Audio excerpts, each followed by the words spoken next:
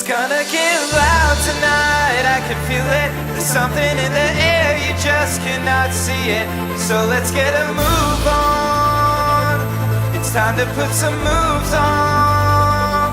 It's gonna get loud, loud, loud, loud, loud, loud, loud, loud, loud, loud. This is a Loud Magazine exclusive interview with Gainesville's own Maintain McQueen. What's good? What's good? Maintain wanted to do an interview, his own stomping grounds, which is Sugar Hill, right here in Gainesville.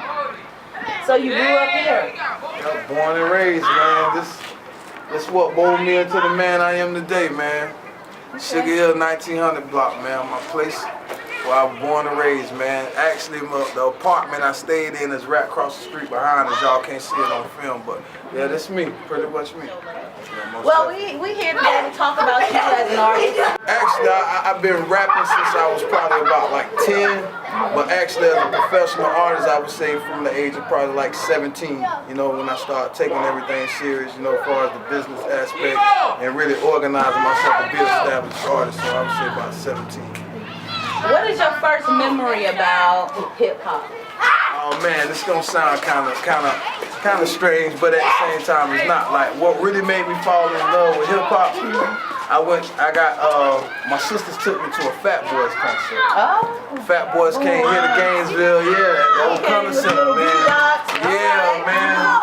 And I was intrigued by, you know, the big gold ropes, the troop jackets, the whole nine, you know what I'm saying? So I was fascinated by it, and then the whole element of beatboxing and, you know, the way they put it together just made me fall in love with hip hop. So from that point on, you know, I get home, you know, ain't nobody there. I get in the mirror, I do my little thing trying to imitate the Fat Boys. So that's what really made me fall in love with hip hop. Yeah. Okay, well, so then after that, you know, years went by. So when did you start and why did you just decide to start making music? Well, really, cause when I was in school, I was into poetry a lot. So I wrote a lot of poetry, you know what I mean? And then cause I hung around older cats, you know, like you got the Danny D's, you know, your Aunt P's around here. Yeah, Danny D and the New Breed. I was actually part of the Danny D and the New Breed. I was a backup dancer. And Ali. Right. Yeah, most definitely. So I was around a lot of those guys, you know what I'm saying? So I used to go in, being a backup dancer for them back in the days. I used to go in the studio with them while they recorded music, you know, and I was kind of like the quietest dude in the room, you know what I mean, soaking it all in. So I would leave the studio and I'll go home, plug on my little headphones, you know, and write music over other cats' beats, you know what I'm saying? So I was in a group Cricket Life. My partner then, Ben Frank, he was doing this rapping thing, so I brought it to him like a little verse that I wrote, you know what I'm saying? And it was like, you know what? Well, you're on point. You need to, you know, you probably need to take this a little serious, you know what I mean? So we went over there anyways, and we dropped the little, our first little single, we called it French Fries, you know what I mean? We're rapping about food and all that. It was crazy, but from that point on, that's when I understand like the structure of writing music, the 16 bars. Yeah, exactly. Okay, 16 bars. From that point on, it kind of got my undivided attention. So. And you know, and that's really, really good because a lot of rappers do not know the dynamics of hip hop, you know, the 16 bars and how you're supposed to keep it, you know, and it is so refreshing to talk to someone who actually knows the dynamics of hip hop. That's important. That's good. It make the whole process of creating music much easier when you understand the structure of how to do it. You know what I mean? So when you was hanging out with all of them, you was kind of peeping game. Yeah, soaking it all in. Soaking it all in. Like I said, I started off dancing, so we used to come out here and put the little cardboard before all this was out here. Okay, y'all hear that? Loud Magazine viewers, Maintain used to be a dancer. Yeah, ain't no secret, you know. I mean, I had to evolve, you know. Hip hop Magic Mike. Exactly. And even though we from the South, you know what I mean, we embody hip hop. So we'll come out here, we'll put the cardboard boxes out here, we'll break them down, put them out here in the field, man, and we'll just get the little boom box. They had the little sockets, you can plug them up right here, man, and we get out there, man, we'll get it sun up to sundown, you know what I'm saying? And that's pretty much what made me fall in love with hip hop. It was not actually nobody in general. It was the whole hip hop environment, the whole element of hip hop. It was just the whole culture of hip hop. There you go. That's what I'm looking for. The dress, the dance, right? Everything. A lot of people need to understand that hip hop is just not a music. Another thing I really want to know, and I always wanted to ask this question, especially for hip hop artists that has been in the game for a while, you know, like you. Do you still have the same passion for hip hop now as you did when you first started? Well, if this makes sense, I still have the love, but my passion is kind of fading a little bit. It's only because of the direction it's going in. And don't get me wrong, you know, I'm from the streets, you know what I mean? So I make that type of music also, but that's only one side of hip hop, you know what I mean? So, and the direction that music going into is like, they're not really focused on content. They're not really focused on heartfelt type music. It's basically, if you really want to make it, you got to have a club song. You know what I mean? And certain things like that, you got to get on there and really be a cliche rapper, talk about what everybody else talking about. You know what I mean? Well, it's like, you know, we're in the South, you know, and hip hop is different everywhere you go. And especially in the South, you know, I realize, you know, you got to have that club song, you got to be in there, it's got to be hitting, right, dancing. But, you know, the type of artist that you are, because I've listened to some of your things, and I think they were, you know, maybe if you was in a different area of the United States, it probably would be better for you, but you're here, so, you know, you have to give the people what they want. Exactly. You know, but hip-hop, if you agree or not, is like having a relationship, you know. Exactly. You build on it, you're going to have bad days, you're going to have good days. But in the end, you know, do you think that you are still in love with hip-hop, or do you just love hip-hop? I can honestly say I'm in love with hip-hop. I'm in love with it, but I have my issues with it, I would say. You know what I mean? And it's like, I know one man can't change the world, can't change the game of hip-hop, if you will, but at the same time, I kind of want to project the music to let people know it's okay not to make club music. You don't have to snap and pop to get a hit, you know what I mean? Right. So that's why what I do to avoid having to get caught up in that club music realm and just basically making club music, I just get mine straight to the people. You know what I mean? Because eventually, once you pound the people and you saturate your area, eventually the DJs, the radio, whatever, they got to get the people what they want. So it starts and it ends with the people. So that's kind of what I focus on, like when I drop my music, because I look at it like this.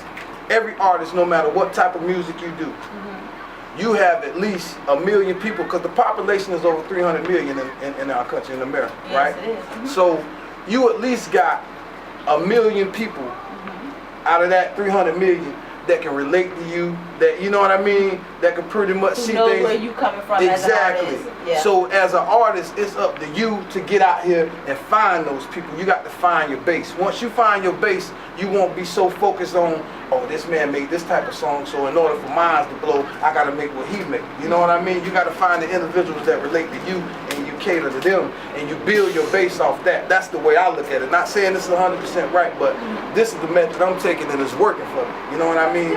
So once everybody see you have a certain base, they'll be more inclined to come in and check you out instead of you going out basically trying to make music that's not you. You know what I mean? So I kind of look at that as my way around the whole getting caught up in a certain type of music. So we're in the South, you know, and in the South, you know, the music and how people relate to hip hop is kind of different. So do you think that hip hop in the South is enjoyed more for its beats or for its words? Oh, no question, for the beats. The beats. So you can say anything. You can rap about Pretty toilet much. paper and being in the bathroom, but if the beat is hitting and it's dancing, we're going to party in the club. As long as the beat on point. And I know some people might get frustrated with me. I might not like what I'm saying, but you know, oh well, it's the truth. It's basically, if you got a nice hook, catchy hook, and a nice beat. And a nice beat. That's what it is. You feel what I'm saying?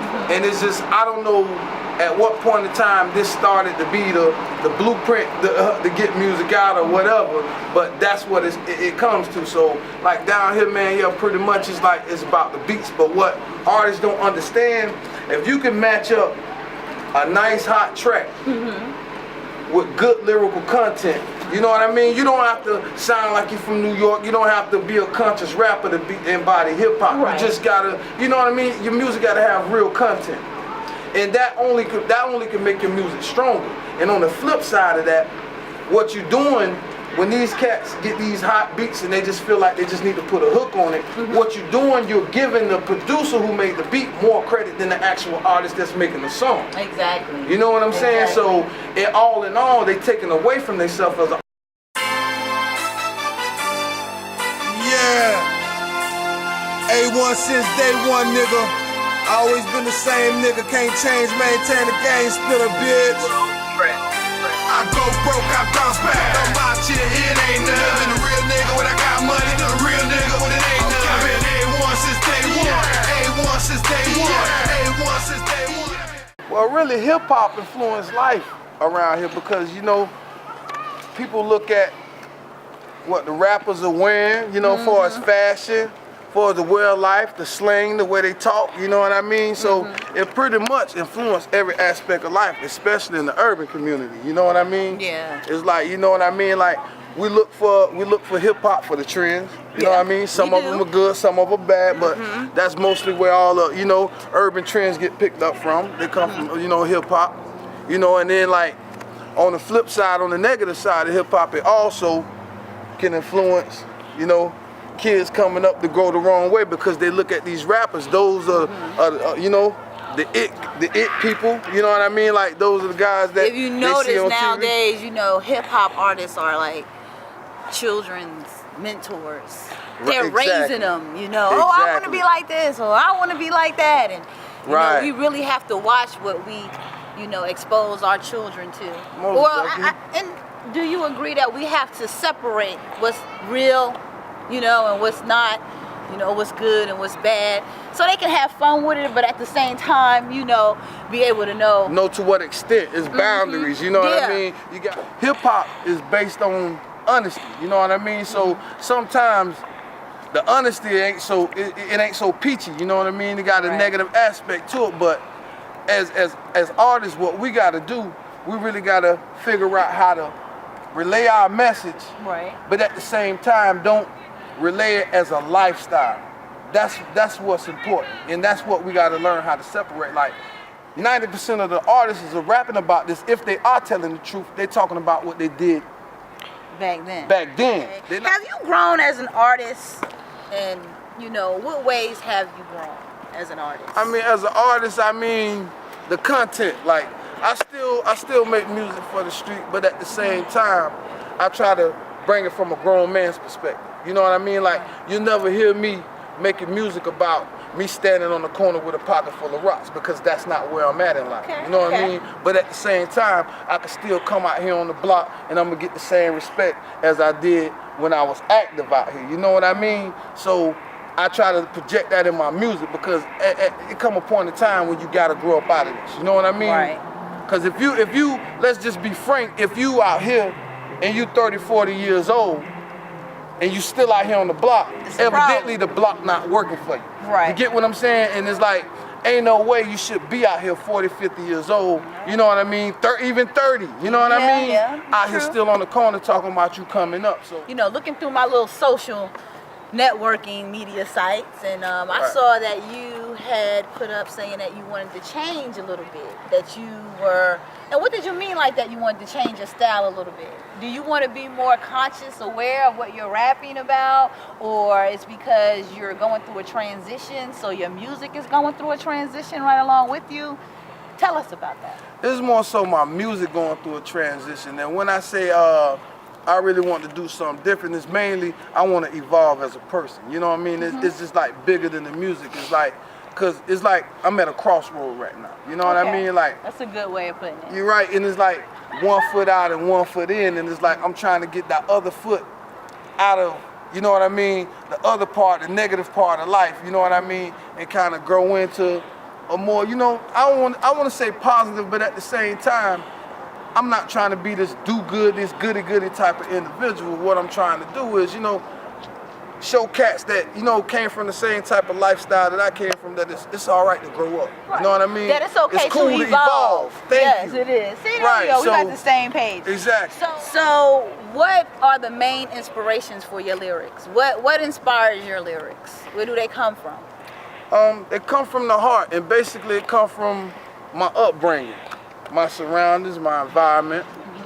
You know, so I just kind of, my music is based around that, and then it's like, I'm the type of guy, I'm an open book guy. I wear my heart on my sleeve, so I like to kind of give people insight on who I am. So that's kind of like the inspiration for my music. Basically, who I am.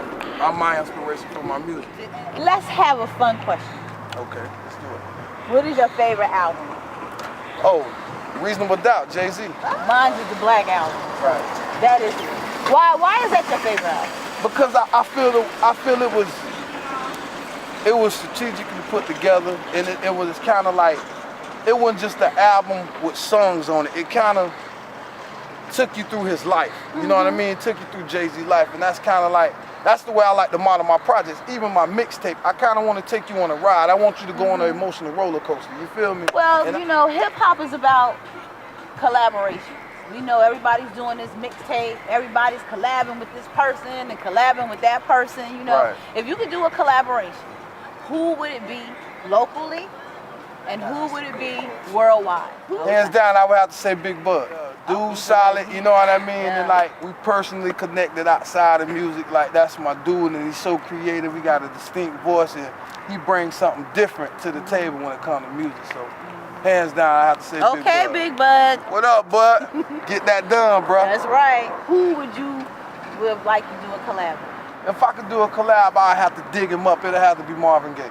Right now, if it's a song that I can get clearance for and redo, it would be Sexual Healing. You know what I mean? Like, it's just something about that beat, that song that just, you know, it do something to me. So what is in the pipelines for Maintain? What's going on? Like right now, man, I just like, I'm in negotiation right now with management, so I'm about to take my career to another level, man. You know, everything pressing forward. I got my A1 Since Day One project out here, man. It's getting good response back. A1 Since Day One. I love it. Definitely. There's a lot of cuts on there that you know I particularly like. Right. You know. Yeah. Don't forget A1 Since Day One. Go out and get it. Let's support each other locally, please. Get this man's CD. It is really, really good. LOUDD magazine, the best magazine in North Central Florida. Okay. Hell, Florida. We coming, man. So look out for it, LOUDD magazine, next up and coming thing. And if all the independent artists out here around the 352 area, anywhere in Florida, man, you want an outlet to get your music out there and everything, man, get your point of view and everything, holla at LOUDD magazine, man. And we want to thank LOUDD magazine viewers out there for watching us. And don't forget to follow us on Facebook, Twitter, and Instagram. Thank you. It's gonna get loud tonight, I can feel it. There's something in the air, you just cannot see it. So let's get a move on. It's time to put some moves on.